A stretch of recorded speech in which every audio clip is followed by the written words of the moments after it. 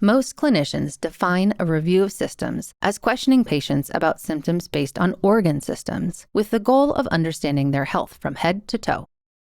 In geriatric medicine, we perform an additional review of systems, with questions aimed at understanding how patients are functioning in their daily lives.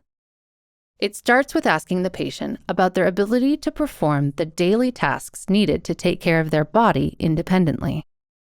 These tasks are known as activities of daily living, or ADLs, and include dressing, bathing, toileting, eating, walking, and transferring.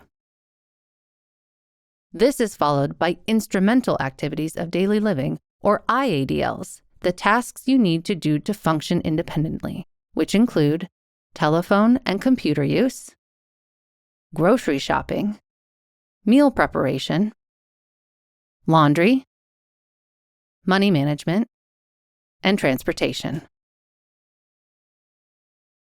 If patients have deficits in these functions, you will need to assess for how their needs are being met by asking about their living situation and support systems.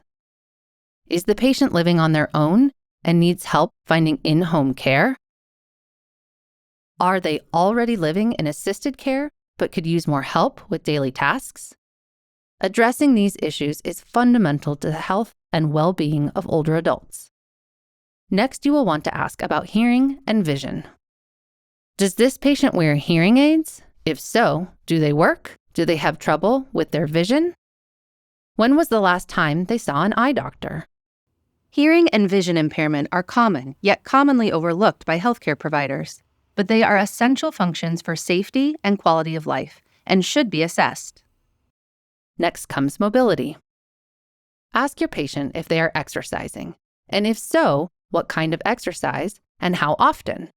Have they had any falls, or are they worried about falls? Do they use an assistive device? Maintaining mobility is key to healthy aging, so encourage your patients to engage in safe exercise practices to prevent falls.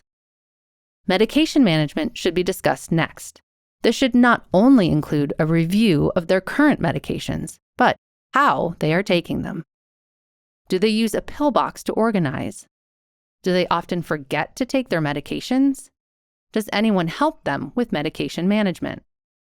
Medication errors are common in older adults, and helping your patient identify medication management strategies can prevent harm. Along with medications, we need to ask our older adult patients about alcohol and drug use.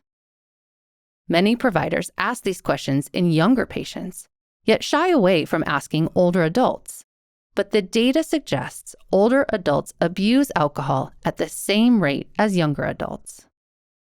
You'll also want to ask about nutrition. Do they have trouble shopping for or preparing food?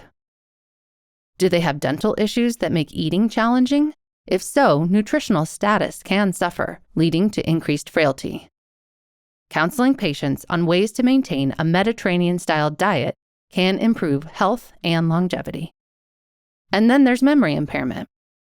Is your patient noticing changes in short-term memory? Are they having more difficulties with day-to-day tasks? If so, they will need to have a cognitive assessment completed for further evaluation. It's also important to ask about their sleep. Many older adults will have changes to their sleep habits that are considered normal with aging, but some may have impaired sleep or undiagnosed sleep apnea that can affect cardiovascular and brain health if not addressed. Next, you should ask about incontinence. Do they have trouble with leaking urine or needing to rush to the bathroom? If so, an incontinence evaluation is warranted, as patients rate incontinence as having a strongly negative impact on quality of life. And do not overlook mood. You should ask your patients if they ever feel down or depressed, nervous or anxious. If so, a geriatric depression or anxiety screening is warranted. Older adults have a high rate of undiagnosed mood disorder, and you won't know if you don't ask. Let's not forget about driving. Is your patient still driving? Do they restrict their driving in any way, like only driving during daylight hours? Is anyone concerned about their driving? Studies show that older adults want their providers to talk to them about driving safety. And lastly, ask your patients about advanced care planning. Do they have a surrogate decision maker? Has the necessary legal paperwork been completed? Have they talked with their loved ones about their wishes? These are important questions to have documented in the patient chart in case of emergency. You will certainly not have time to address all these issues in a single office visit, but making the geriatrics review of systems a regular part of your exams will help you address each of these issues as needed over time.